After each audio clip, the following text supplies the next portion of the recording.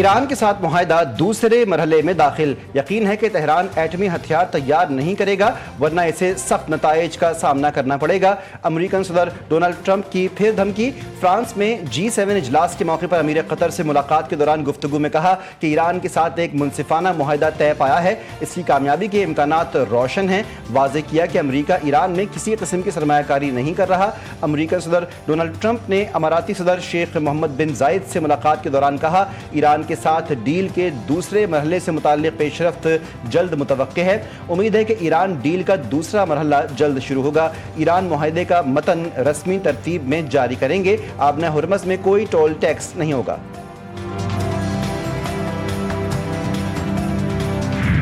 امریکہ نہ ہوتا تو اسرائیل کا وجود تک نہ ہوتا، اسرائیل بہت پہلے تباہ ہو جاتا اگر میں مداخلت نہیں کرتا۔ امریکی صدر اسرائیل سے ناخوش، ٹرمپ نے کہا کہ اسرائیل کا بیروت پر حملہ مجھے بالکل پسند نہیں آیا۔ اسرائیل نے جس طرح لبنان کے معاملے کو ڈیل کیا میں اس سے خوش نہیں۔ لبنان پر کسی بھی اسرائیلی حملے یا کسی علاقے پر قبضہ امریکہ ایران معاہدے کی خلاف ورزی ہوگا۔ امریکہ سے معاہدہ خطرے میں پڑ سکتا ہے۔ ایرانی وزیر خارجہ عباس عراقچی کا دو ٹوک پیغام، کہتے ہیں ممکنہ طور پر جمعے کو امریکہ ایران کے درمیان مذاکرات کا نیا دور سوئٹزرلینڈ میں ہوگا۔ مفاہمتی یادداشت میں ایک طرف امریکہ اور اسرائیل ہیں اور دوسری جانب ایران اور حزب اللہ فریق ہیں۔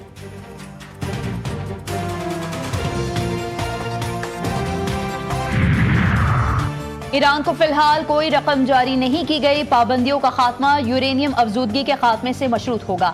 امریکہ کے نائب صدر JD وینس کا کہنا ہے کہ ٹرمپ جمعے سے پہلے ایران معاہدے کا متن جاری کرنے کا فیصلہ کر سکتے ہیں۔ کچھ تکنیکی تفصیلات طے ہونا ابھی باقی ہیں، تبدیلی بھی ہو سکتی ہے۔ معاہدے کے تحت جوہری معائنہ کار یقینی طور پر ایران واپس جائیں گے۔ ایران سے معاہدے کے بعد امریکہ نے ناکہ بندی ختم کر دی۔ ایرانی نائب وزیر خارجہ نے بھی تصدیق کر دی۔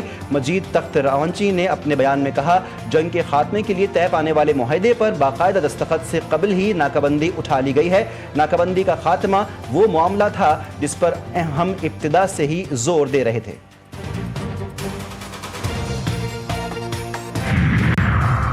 ایران امریکہ معاہدے کی تقریب 19 جون کو ہوگی۔ سیکیورٹی ذرائع کا کہنا ہے کہ فیلڈ مارشل سید عاصم منیر کی سب سے بڑی کوشش امن و استحکام ہے۔ امن و استحکام خطے میں خوشحالی کی ضمانت ہے۔ پاکستان کردار ادا نہ کرتا تو مسلم امہ کی باہمی لڑائی شروع ہو جانا تھی۔ ایران امریکہ مذاکرات کے درمیان پاکستانی میڈیا نے بہت شاندار کردار ادا کیا۔ سعودی عرب کی لیڈرشپ کو بہت کریڈٹ جاتا ہے۔ پاک فوج میں سب سے زیادہ نمائندگی آزاد جموں کشمیر کی ہے۔ ہم نے کشمیر میں ساز و سامان کے ٹرکس کو نہیں روکا۔ کالعدم جوائنٹ عوامی ایکشن کمیٹی کے لوگوں نے ٹرک اور سامان کو روکا۔ سازشی ٹولے کو آئینی طریقے سے ڈیل کیا جائے گا۔ ریاست کو کوئی جلدی نہیں ہوتی۔ ایران امریکہ امن معاہدے پر دستخط کی تقریب سوئٹزرلینڈ کے برگن اسٹاک ریزورٹ میں ہوگی۔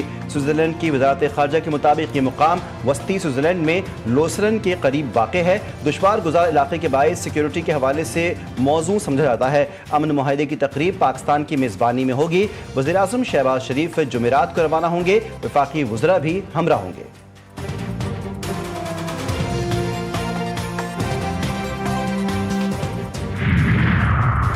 امریکہ ایران معاہدے پر حماس کا رد عمل، معاہدے کا خیر مقدم۔ بیان میں کہا گیا ہے کہ امید ہے معاہدے سے غزہ اور لبنان میں اسرائیلی جارحیت ختم ہوگی۔ معاہدہ علاقائی مسائل میں مثبت اثرات کا حامل ہوگا۔ حماس کا کہنا ہے کہ فلسطینیوں کے خلاف نسل کشی، بھوک مسلط کرنے، جبری بے دخلی کی اسرائیلی جنگ جاری رہنے تک خطے میں امن نہیں ہو سکتا۔ MD IMF کرسٹلینا جارجیوا کا امریکہ ایران جنگ بندی کے معاہدے کا خیر مقدم، کہتی ہیں کہ توانائی بحران برقرار اور دیگر سپلائی چین کا تعطل مکمل ختم ہونے میں وقت لگے گا۔ بنیادی ڈھانچے کو پہنچنے والے نقصان کے باعث سپلائی کی بحالی فوری ممکن نہیں ہوگی۔ معاشی بحالی کا دار و مدار اس بات پر ہے کہ توانائی کی فراہمی کو پہنچنے والا جھٹکا کتنا شدید تھا۔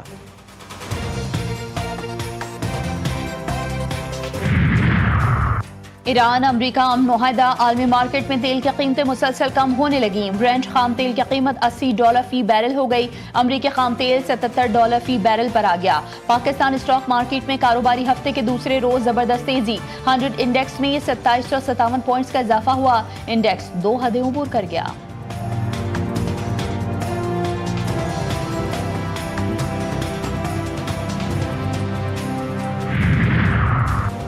ایران کو جوہری ہتھیار حاصل نہیں کرنے دیں گے، اسرائیلی وزیر اعظم نتن یاہو کی ہٹ دھرمی، جنگ بندی معاہدے کے باوجود اسرائیل کی جدوجہد جاری رہے گی۔ اسرائیل کا بنیادی ہدف ایران کے جوہری خطرے کا مکمل خاتمہ ہے۔ اسرائیل اور امریکہ کی مشترکہ کارروائیوں نے خطرات کو روکا۔ اسرائیلی وزیر اعظم نے دعویٰ کیا کہ اسرائیلی افواج نے بعض سیکیورٹی زونز پر کنٹرول برقرار رکھا ہے اور ان علاقوں میں موجودگی جاری رہے گی۔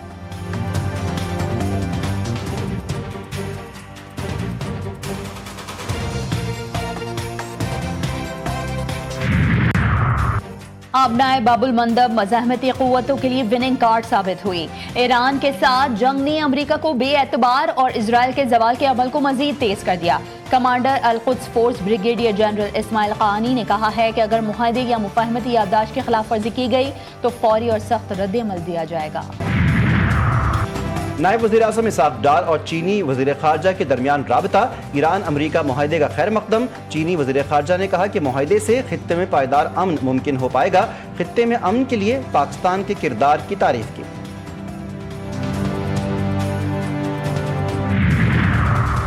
پنجاب کا 5,903 ارب روپے کا بجٹ پیش، سرکاری ملازمین کی تنخواہوں میں 7% اور پینشن میں 3.5% اضافے کی تجویز۔ لیپ ٹاپ اسکیم کے لیے 27 ارب مختص، ہونہار اسکالرشپ کے لیے 15 ارب روپے مختص۔ صوبائی آمدن کا ہدف 1209 ارب روپے مقرر۔ تعلیمی شعبے کے لیے 7.5 ارب روپے مختص۔ شعبہ صحت کے لیے بجٹ کا 10% رکھا گیا۔ پنجاب بجٹ میں ہمت کارڈ کے لیے 4 ارب 83 کروڑ روپے مختص۔ خواتین کی ترقی کے لیے 15 کروڑ روپے رکھنے کی تجویز۔ وزیر خزانہ پنجاب مجتبیٰ شجاع الرحمان نے بجٹ اجلاس سے خطاب میں کہا، خواتین کی معاشی خود مختاری کے فروغ کے لیے نئے منصوبوں کا آغاز کیا جا رہا ہے۔ ویمن امپاورمنٹ کے لیے 2 ارب 35 کروڑ روپے مختص کیے گئے۔ Livestock asset transfer program کے لیے 1 ارب روپے مختص۔ پولیس سیکیورٹی اداروں کے لیے 252 ارب روپے مختص۔ اسمارٹ سیف سٹیز منصوبوں سے 19 اضلاع مستفید ہوں گے۔ وزیر اعلیٰ پنجاب مریم نواز شریف کہتی ہیں، NFC شیئر کم ہونے کے باوجود عوامی ریلیف کے لیے پرعزم ہے۔ عوام کی خدمت کا سفر پہلے کی طرح جاری رہے گا۔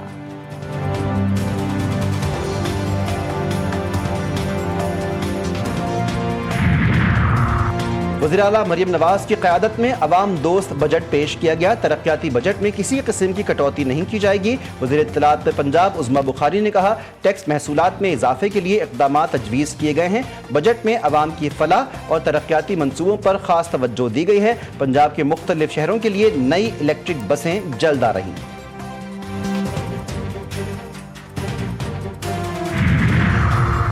سندھ اسمبلی کا بجٹ اجلاس کل شام 4 بجے طلب۔ وزیر اعلیٰ سندھ سید مراد علی شاہ بجٹ پیش کریں گے۔ نئے مالی سال کے بجٹ کا مجموعی حجم گزشتہ مالی سال کے مقابلے میں کم رکھنے کا امکان۔ ترقیاتی بجٹ میں 15 سے 20% تک کمی کی تجویز زیر غور۔ تنخواہوں اور پینشن میں 10% اضافے کی تجویز بھی بجٹ کا حصہ۔ محنت کش طبقے کے لیے اہم اعلانات متوقع۔ بلوچستان اسمبلی کا بجٹ اجلاس بھی کل شام 4 بجے ہوگا۔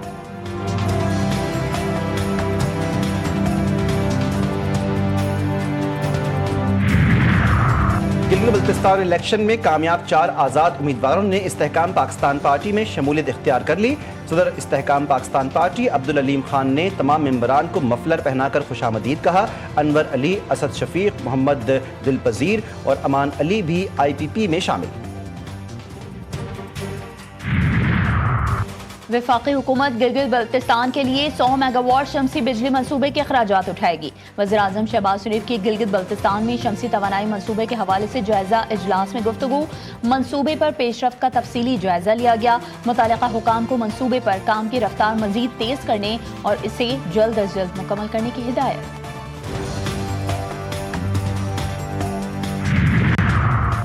محرم الحرام میں امن و امان برقرار رکھنا سب کی ذمہ داری ہے۔ امن و امان برقرار رکھنے میں علماء کرام کا اہم کردار ہے۔ اس فورم سے ملک بھر کو یکجہتی کا پیغام جانا چاہیے۔ وزیر داخلہ محسن نقوی کا پیغام امن کمیٹی کے اجلاس سے خطاب، کہا کہ علماء کرام قوم کو متحد رکھنے میں اہم کردار ادا کر سکتے ہیں۔ دہشت گردی کے خاتمے کے لیے ہم سب کو متحد ہونا ہوگا۔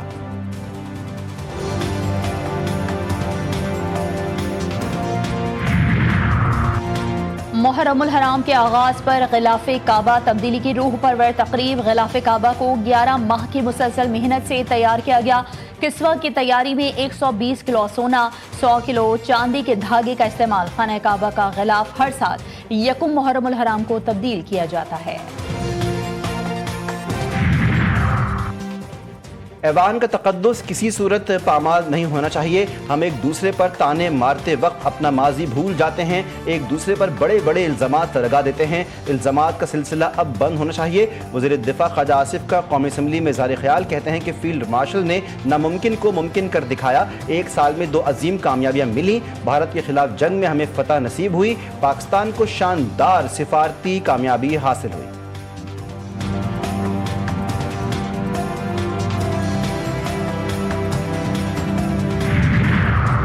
موجودہ گورننس کے نظام میں فرشتے بھی کچھ نہیں کر سکتے. ایم کیو ایم پاکستان کے رہنما مصطفیٰ کمال کا قومی اسمبلی میں اظہار خیال, کہتے ہیں کہ اختیارات نیچے تک نہیں پہنچ رہے. ہم نے نئی آئینی ترمیم پیش کر رکھی ہے, اس پر غور کیا جائے. ہماری ترمیم سے اختیارات نچلی سطح تک جائیں گے. کراچی کو پیسے نہیں مل رہے, پانی کا مسئلہ حل نہیں ہو رہا. K4 کی تکمیل کے بعد بھی پانی ٹینکرز میں بکے گا.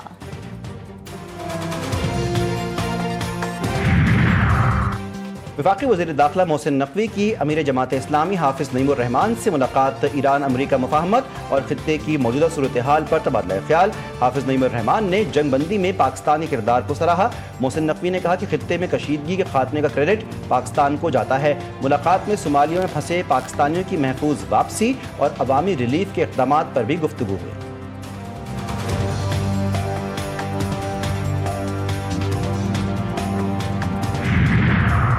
رواں سال ڈبل ڈیکر اور ای وی بسز کی بڑی تعداد کراچی پہنچ جائے گی. سینئر وزیر سندھ شرجیل انعام میمن نے عوام کو بڑی خوشخبری سنا دی. کہتے ہیں کہ ڈبل ڈیکر اور ای وی بسز مرحلہ وار مختلف روٹس پر چلائی جائیں گی. پبلک ٹرانسپورٹ نظام جدید ترین بنانے کے ویژن پر کام کر رہے ہیں. منصوبے کراچی کے مستقبل کی سمت متعین کر رہے ہیں. سندھ حکومت کا یہ قدم جدید کراچی کی جانب سفر کی نئی ابتدا ہے.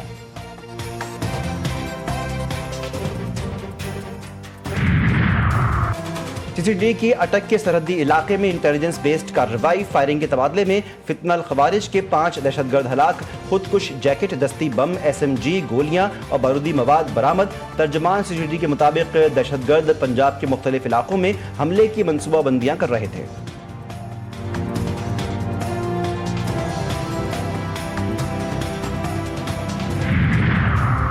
بنو کے علاقے ڈومیل کاشف پل کے قریب سے 4 افراد کی لاشیں برآمد. نامعلوم مسلح افراد نے فائرنگ کر کے قتل کیا اور لاشیں کاشف پل کے قریب پھینک دیں. مرنے والوں میں باپ, 2 بیٹے اور 1 بھتیجا شامل. لاشیں اسپتال منتقل. کوکین میکر انمول اور پنکی کے موبائل فون سے غیر معمولی ڈیٹا مل گیا. NCCIA سے کروائی گئی پنکی کے فون کی فورینزک رپورٹ تفتیشی افسر کو موصول. پنکی کے موبائل فون سے 100 GB سے زائد ڈیٹا, 75,000 تصاویر اور دیگر امیجز ریکور کی گئیں. ڈیٹا میں آن لائن ٹرانزیکشنز اور کلائنٹ سے رقم وصولی کی بینک سلپس کے اسکرین شاٹس شامل. 13,000 سے زائد لوگوں کے کانٹیکٹس بھی ریکور کیے گئے. پنکی کے فون سے 42,000 کال لاگز بھی برآمد ہوئے.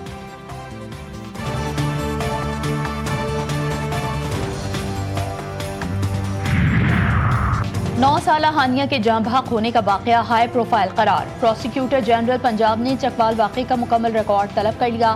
کیس کے تمام پہلوؤں سے جامع جانچ کی جائے گی. ہانیہ کے والد عدیل احمد کے مطابق 10 جون کی رات اہلیہ, بیٹے اور بیٹی ہانیہ کے ہمراہ ڈھڈیال پہنچے تو اچانک 2 نامعلوم افراد وہاں آئے جنہوں نے اہل خانہ سے زیورات لوٹ لیے. اسی دوران ایک گولی چلنے کی آواز آئی جس کے بعد ملزمان نے فائرنگ شروع کر دی. اور امریکی سرزمین پر ایران کا جھنڈا لہرا دیا گیا. فیفا فٹ بال ورلڈ کپ کے دوران ایران کے قومی ترانے بجائے گئے. فیفا فٹ بال ورلڈ کپ 2026 میں ایران کا پہلا مقابلہ برابر. ایران اور نیوزی لینڈ کا میچ 2-2 گول سے برابر رہا. ایرانی کپتان کا کہنا تھا کہ میچ کے بعد ٹیم کو فوری طور پر امریکہ چھوڑنے کا حکم دیا گیا ہے. ہماری ٹیم کے ساتھ اچھا رویہ نہیں رکھا جا رہا.